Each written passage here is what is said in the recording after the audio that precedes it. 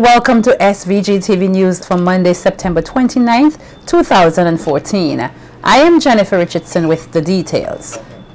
Though the Argyle International Airport upon completion will have a value of some 700 million Eastern Caribbean dollars, the government of SVG will only be spending 550 million to complete and retrofit the airport. Speaking at a town hall meeting in New York on Saturday, Chief Executive Officer at the IADC, Dr. Rudy Matthias, says when the cost of the airport is being discussed, persons must be able to differentiate between cost and value. Matthias says though the airport is projected to value 700 million EC dollars, the government has only spent 394 million thus far on the construction of the airport. And mainly we spent so small money because we've got help from Cuba. We have 91 Cuban engineers, technicians, operators, whom we pay. It's a token to. We pay them a token. If we want to hire these people from the US or from Canada, we would be paying them far more. And we wouldn't have the savings here to the top. We would probably be saying we spent already 600 million. But we are not finished yet. So up to now, up to the end of June, we spent this in pursuit of this value. But we still have some money to spend. We still have to spend another 156 million to complete the construction work as well as to buy the special equipment. So here we're not talking now just about construction. We're talking about the bridges that we're buying is included in this. The conveyor belt that we're buying, they are included in this. The chairs and desks and so on, they are included in this money. All the furniture that we have to buy is included here. So this is not just construction now. This is construction and retrofitting. So if you add this to that, you will see that by the time we finish the airport, we probably might have spent just about 500 and something million to build it and to have it ready for operation. We will never ever spend $700 million in completing the Argyle International Airport. Meanwhile, Matthias says the IADC is still open to proposals from companies that are interested in going into joint venture with the government on the management of the airport. But until somebody comes forward, somebody who has a skill and credibility, because you can't just joint venture with anybody. You know, the firm has to have, must demonstrate that they have skill, and that the partnership has to be a partnership that is going to be mutually beneficial. But until that happens, we are going to do this. We are going to set up a company and then recruit people from E.T. Joshua, from IADC, and from outside to start this new company. And that is what we're working on right now. And the government is said to be busy working on a master plan for the conversion of the 63.4 acres of land which currently occupies the E.T. Joshua Airport. CEO of the IADC, Dr. Rudy Matthias, says when the operations at the E.T. Joshua Airport are transferred to the Argyle International Airport, the land will be developed and is expected to value 1 billion EC dollars. Government will have access to those after the airport is finished. So all of that equipment now can be sent to Arnoldsville to put roads and the other infrastructure in Arnoldsville very easily. It's long-term planning. Now, when that is done, and it will be done cost-effectively, you have now 63 acres of developed land just outside of Kingston. But the lands in Kingston are being sold now at $600 EC dollars per square foot. $600 EC dollars per square foot. So you can start imagining now how much Arnoldsville lands might be worth when they can't find lands in Kingston. I surmised when I read the program once that the developed lands at Arnoldsville might be valued somewhere in the vicinity of 1 billion. That is after you've taken out the cost of putting in the infrastructure.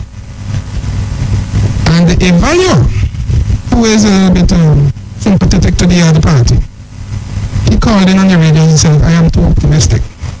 He thinks the lands at Arnoldsville are likely to be valued $500 million. Homeowners at the Clair Valley Housing Development Project held a special town hall meeting at the Clair Valley Community Center on Saturday to discuss the issues that they have been experiencing since occupying their properties and in light of the recent collapse of one of the houses. We hear in this Jamisha Wright report that among the concerns raised by the homeowners is the lack of poor access roads, lighting and drainage. If 50, 60 people in here decide this evening right now that we are going to evacuate the housing scheme as a result of fear for our lives, what would be the result? What would you guys do? What would happen? It is heartbreaking. It is very much heartbreaking. It was a meeting filled with high emotions as the Clair Valley residents listed challenges being faced at their homes. There are a number of cracks. Some of them outside went straight to the wall to conceal the columns are cracking and chipping at the front. I had time problem in my entire house. Living room, kitchen, bedroom, everything tied up. Right through the house, the kitchen, the bedroom, the living room, everything. I have issues with the tiles, those that are not hollow. When you walk on them, they're cracking. I also have a concern where the water from the property above is running down on my property when rain comes, so basically my property is like a river. So if you go there now, you will see all the gutters and everything that are there. My house is also shaking and there are a lot of cracks in it, and I tend to see new cracks every time I go and check. So ever since that house collapsed, I've been very worried, especially since I have an 11-month-old daughter. I found it highly disrespectful that I sent in a 3-page letter, 1 with words, 2 with pictures, in color, of all the problems I had, and nothing was done. I found it highly disrespectful. We need drains, we need support for these houses on these columns. Otherwise, we're going to have another disaster on our hand very soon, especially if it keeps raining the way it is doing now. However, the homeowners were given the assurance that the government is looking seriously into their concerns. Minister of Housing Montgomery Daniel explains that the Office of the Chief Engineer is currently doing a detailed analysis of every house on site. The Office of the Chief Engineer is also estimating the total drainage that is required. This will be done on the roads as well as where the plan itself shows between the houses where drains are to be established. Minister Daniel also says outside help has been sourced to carry out soil assessment on the project. We are also looking for more lands in this area, and that if after the assessments are done and it shows outside of the remedial works that if a new house is to be established, we will establish a new house. But the assessments have to prove that you need or that house has to be demolished, and therefore there has to be a new house. And former Minister of Housing and now Minister of State Julian Francis says the government accepts full responsibility for diverting from its original practice of ensuring that all the necessary infrastructures are in place before houses are built. We are not going to abandon you. I don't want you all to evacuate your houses. I understand the fear. Trust me, I understand the fear. But it wouldn't help us as a unit, as a development, as a neighborhood, because as you said this afternoon, if you so do, the bank is left with the property, your property itself, those who stay, because all will not move, will be depreciated.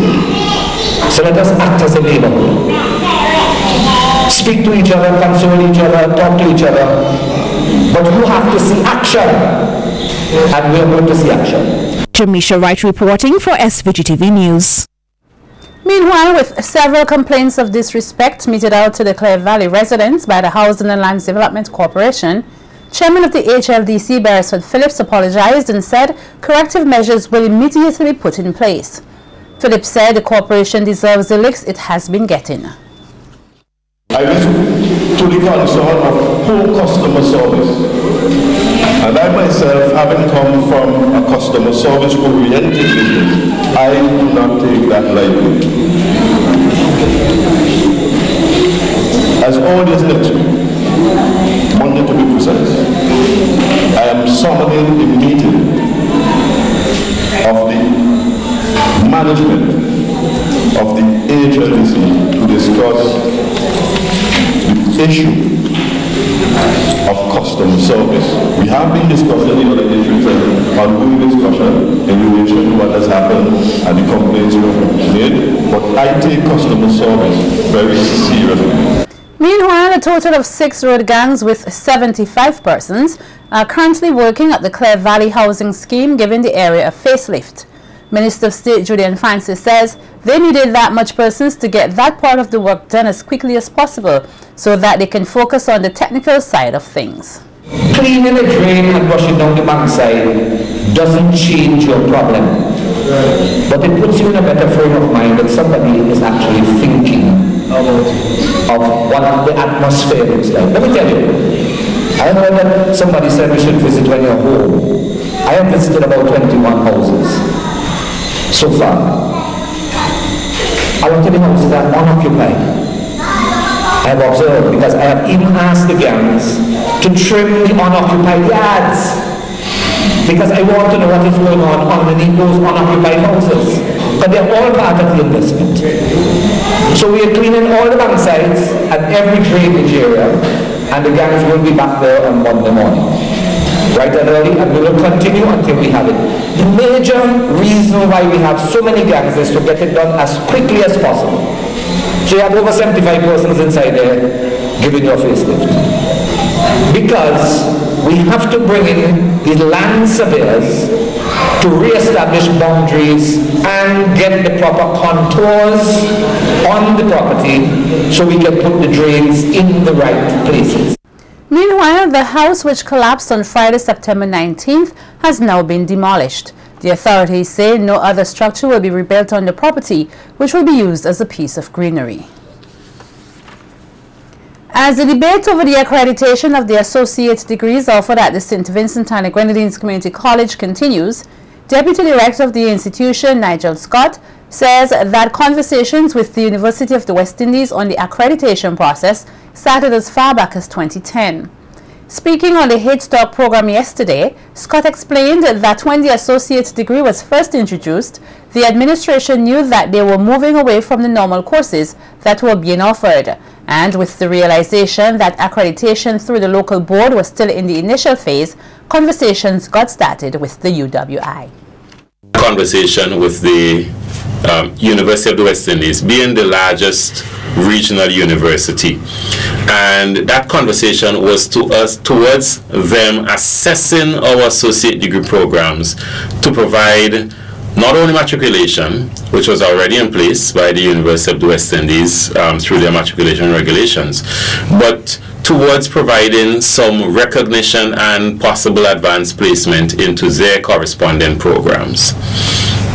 The conversation began, but I think persons would appreciate that it is difficult for a university to assess your programs if you haven't begun offering the programs as yet.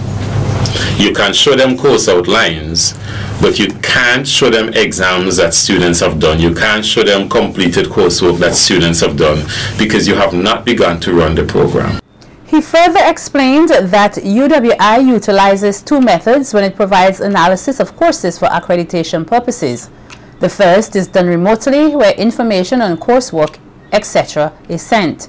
According to Scott, there comes a point, however, when personnel from UE must be physically present to inspect other aspects of the course, which he said took place in 2012. In 2012, they made that visit to St. Vincent and the Grenadines.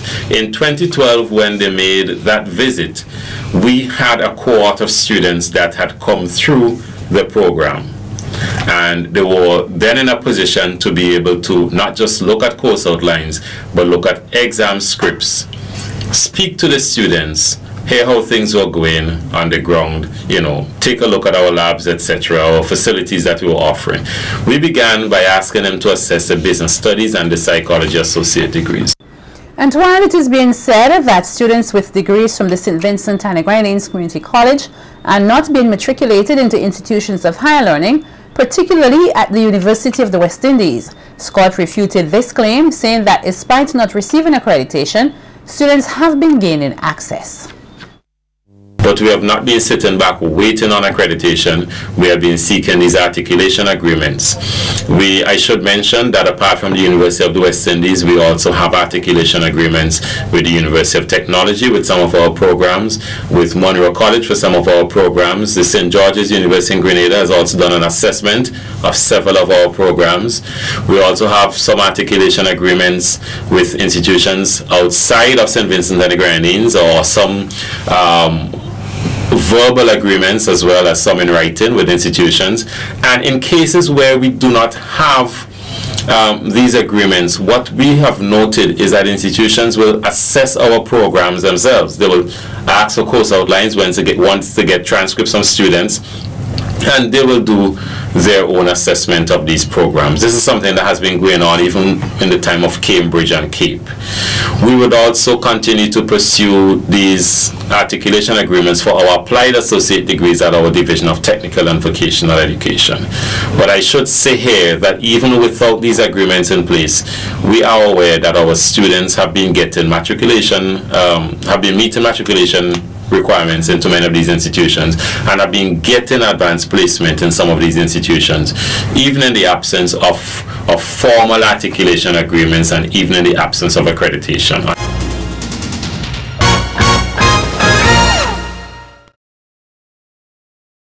The Global Environmental Facility Small Grants Program GEF-SGP, which commenced here in 2013, was officially launched today to the public. GEF-SGP is geared at providing monies directly to civil society organizations, including community-based organizations and NGOs, to design and implement projects that not only bring environmental benefits, but also benefits to the community as it relates to employment and to livelihood. National Coordinator Hayden Bilingi says there are 5 focal areas under the program. Diversity conservation, climate change mitigation, prevention of land degradation, and also sustainable forestry management, protection of international waters, and reduction of chemicals, or what we call persistent organic pesticides. In addition, SGP seeks to generate sustainable livelihoods, reduce poverty, and create opportunities for employment in the communities. Bilingi says currently there are 3 sizes of grants, which include the planning grant. This grant is basically up to a maximum of $5,000 US, and is basically designed to help community groups to formulate their proposals and to basically prepare any technical expertise that they will need to put in their proposals. There's also the full grant, which is up to the maximum of $50,000 US, and this is to implement their projects over a 3-year period. And finally, we have what we call the strategic grant. This is up to a total of US $150,000. And these projects are basically designed for larger communities and for larger landscapes. It's very important that each community group and NGO put up what we call a 1-to-1 match. And this could be half cash or half in-kind. But in-kind is important for all projects. Meantime, Bilingi says there are 6 basic project steps that NGOs must go through to access the small grants. They submit to us what we call a project concept. This project concept will be reviewed by the subcommittee of the NSC, who would recommend whether or not they would grant them a planning grant or a full grant. Then the NGO applies for that grant through a project proposal. Then step 4, the planning grant or the full grant is approved by the NSC. And then step 5, there's a contract, or what we call a memorandum of agreement, between UNDP on behalf of UNOPS and the grantee. And finally, step 6, the project is implemented and there's element of monitoring and evaluation. The Sustainable Grenadines Incorporated, SUSGREN, is one of the organizations which has benefited from the program. Its chairperson, Katrina Collins, spoke of what the organization has been doing. The The goal of Sustainable Grenadines Inc., SUSGREN, is conservation of the coastal and marine environment and sustainable livelihood for the people of the Grenadines. This is being approached to capacity building and increase awareness of the environment for non-governmental organizations and community groups in a part by assisting the government to achieve their convention biological diversity program at works on protected areas and Caribbean Challenge goals. SUSGREN is based on the idea that in the Grenadines, civil society partners are the least able to participate in bringing about change that is equitable and lasting. They are also least able to access the benefit of development. The organization therefore focuses on strengthening civil society so that it can better play its role.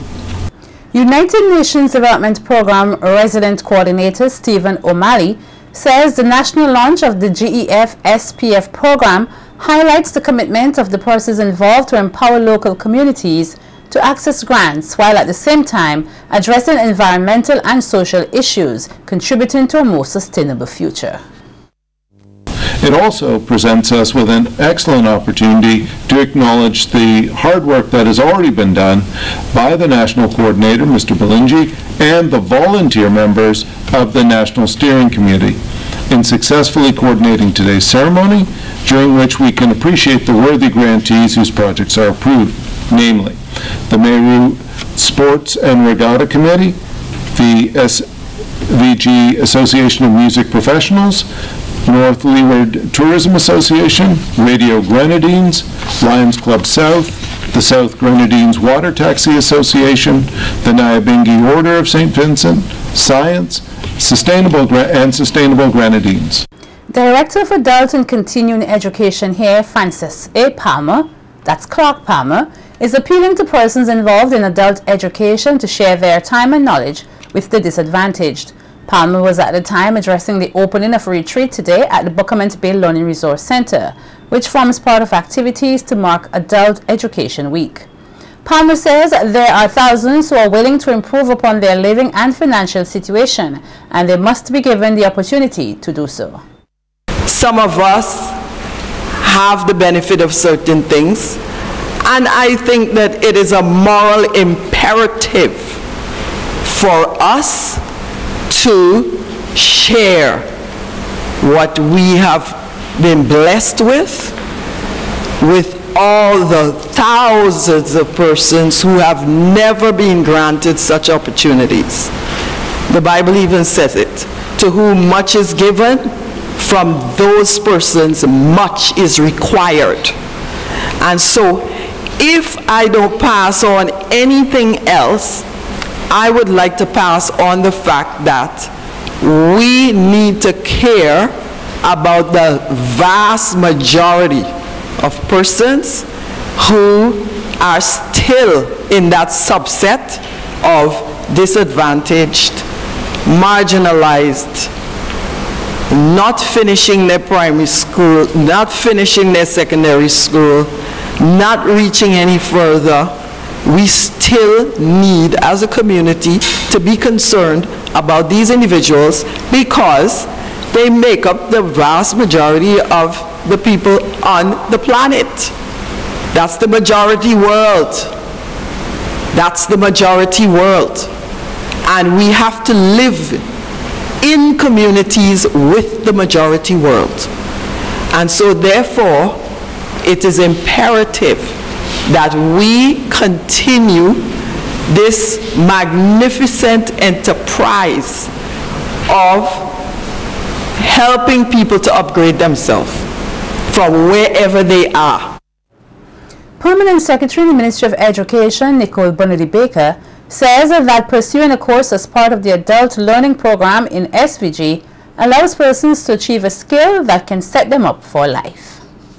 Which we deliver in the adult education subsector are really geared for persons who wish to establish themselves as small entrepreneurs, do something, even if you have a regular income from farming or in the formal subsector, you need to be able to have a skill that you can benefit from, whether in your productive years, which people call productive years, the years up to 55 or 60, and afterward. Because if you learn the skills that adult and continuing education teach and train you in, you never have to retire, and that is the added advantage of these programs, because there are things that you can do for the entire period of your life once you are physically able.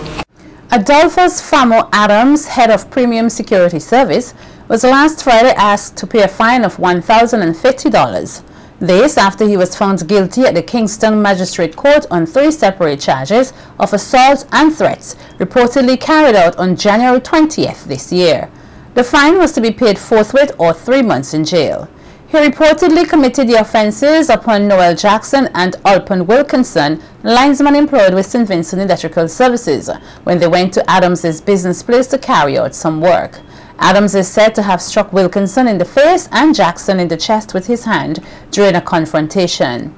Meanwhile, the High Court criminal session is expected to commence here tomorrow from 9 a.m. A list published by the High Court shows 100 cases down to be heard.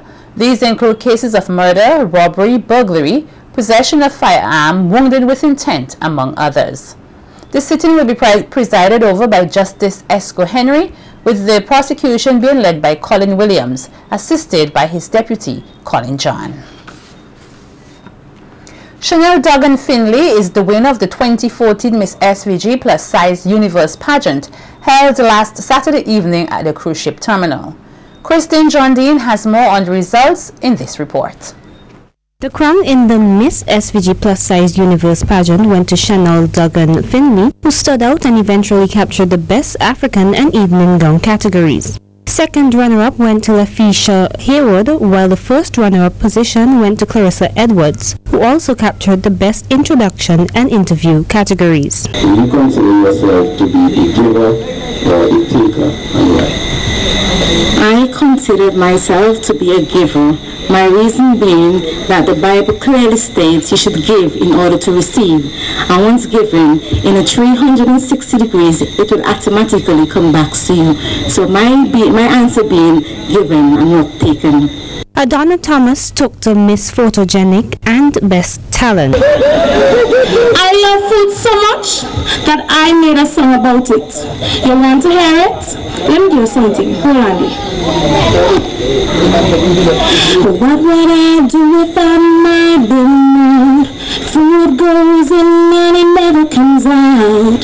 Feels like I'm winning. No kidding. It feels good going down. I always have cake on my mind. I can eat chocolate anytime. Here's some other highlights from Saturday night's pageant.